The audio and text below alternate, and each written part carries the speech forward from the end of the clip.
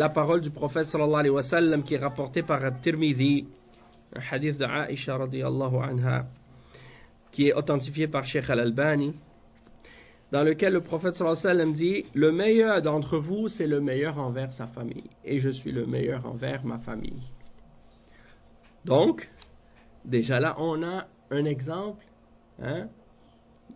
de modèle,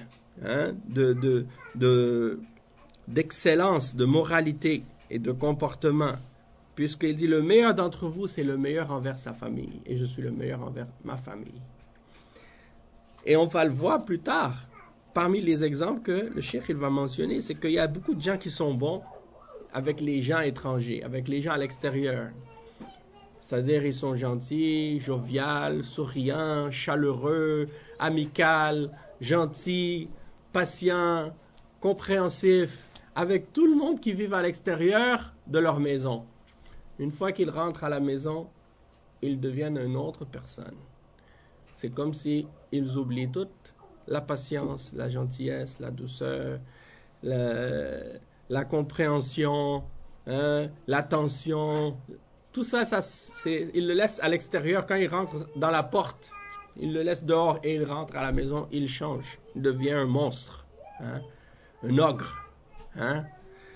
Nas'alullah al-afiyah. Alors que ça devrait être le contraire à la base. C'est-à-dire, l'idéal, ce serait qu'il soit comme ça à l'intérieur et à l'extérieur.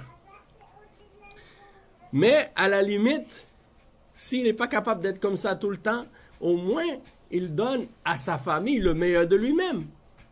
Et il montre à sa famille le meilleur possible de sa personne, pas le pire.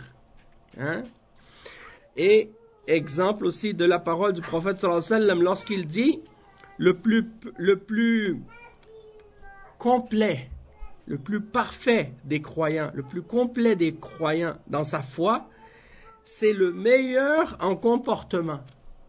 Et le meilleur d'entre eux, c'est celui qui est le meilleur envers ses femmes. C'est celui qui est meilleur envers ses femmes. Donc là déjà, il rajoute quelque chose dans ce hadith, et c'est le fait de mentionner qu'il y a un lien entre la foi et le comportement. Et que la foi, elle n'est pas quelque chose de fixe ou de statique. Non, la foi, elle peut augmenter, elle peut diminuer, elle peut être plus parfaite et complète, et elle peut également être déficiente ou faible. Et que quelqu'un qui dit qu'il est croyant ou que sa foi est forte, puis qu'il a un mauvais comportement, ça c'est une contradiction.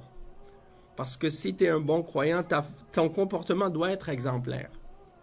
Si ton comportement n'est pas exemplaire, il y a un problème dans ta foi.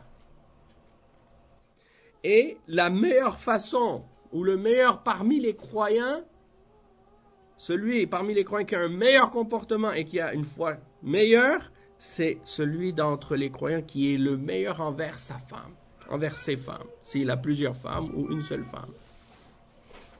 Donc là, on voit que ça place la barre assez haute pour nous.